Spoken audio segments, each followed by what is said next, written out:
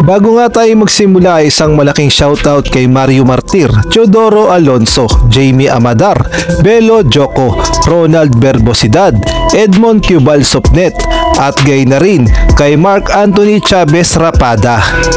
At gay na rin si Armac at si Tambay sa Kanto, at kasama rin si shoutout si Marilyn Bularon. Maraming salamat sa pagsuporta sa aking maliit na channel.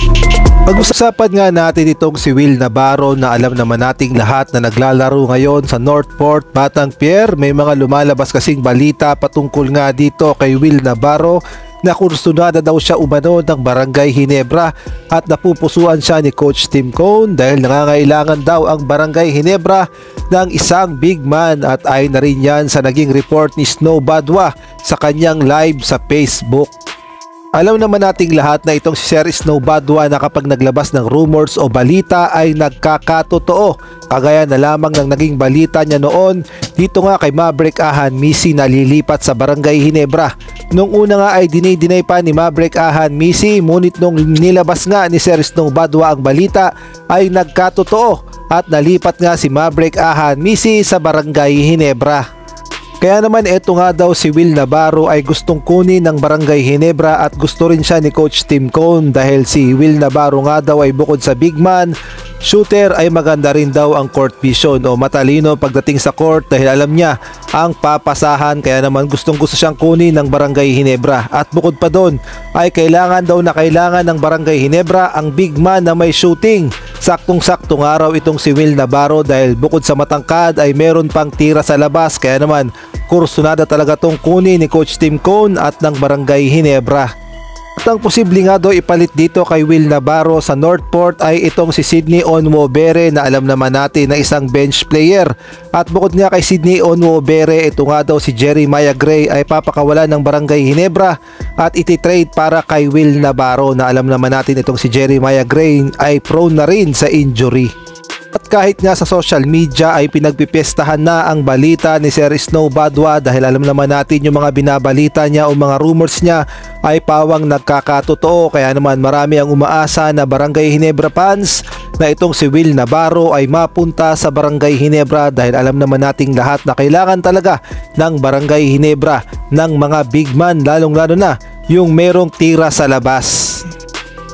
Samantalang pag-usapan naman natin ng Gilas Pilipinas women at men dahil nagsimula na nga ang FIBA Asia Cup 3x3 na ginanap sa Singapore, at ang unang lumaban ay ang Gilas Pilipinas women at maganda naman ang kanilang naging panimula sa kanilang una at ikalawang laban dahil parehong panalo agad ang bungad para sa Pilipinas dahil napakaganda rin ng ipinakitang performance ng Gilas Pilipinas women. At sa kanilang unang laban dito sa 3x3 ay tinambakan nga nila ng malala ang Tahiti Mantaquinho. 3 puntos lamang ang nagawa ng Tahiti, samantalang ang Gilas Pilipinas ay sa kanila ang buong laro sa score na o sa final score na 21-3.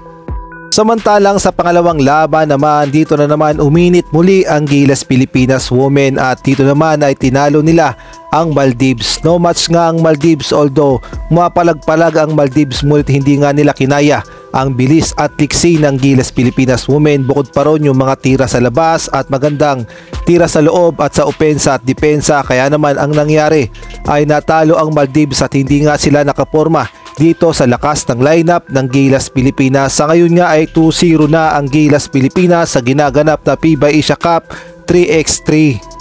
Inapos nga ng Gilas Pilipinas ang Maldives sa final score na 19-11 at kumamada nga itong si Cacho ng 8 points, Pingol 8 points, Clarin 2 points, Joson 1 points. At ang sunod nga na laban ng Gilas Pilipinas ay ang Kazakhstan na mangyayari sa March 28 sa ganap na 12:20 PM. Sa ngayon nga ang Gilas Pilipinas women ay 2-0 na sa standing at sila nga ang nangunguna ngayon sa FIBA Asia Cup 3x3.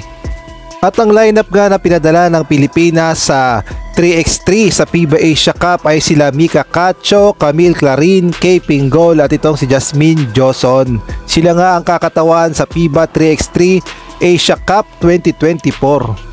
Samantalang ang Gilas Pilipinas men naman ay wala pa ngang schedule ng laban, ngunit ang mga pinadala nga ay si Christopher Eximiliano, Chester Saldua, Joseph Sodorifa, at si Yuten Andrada.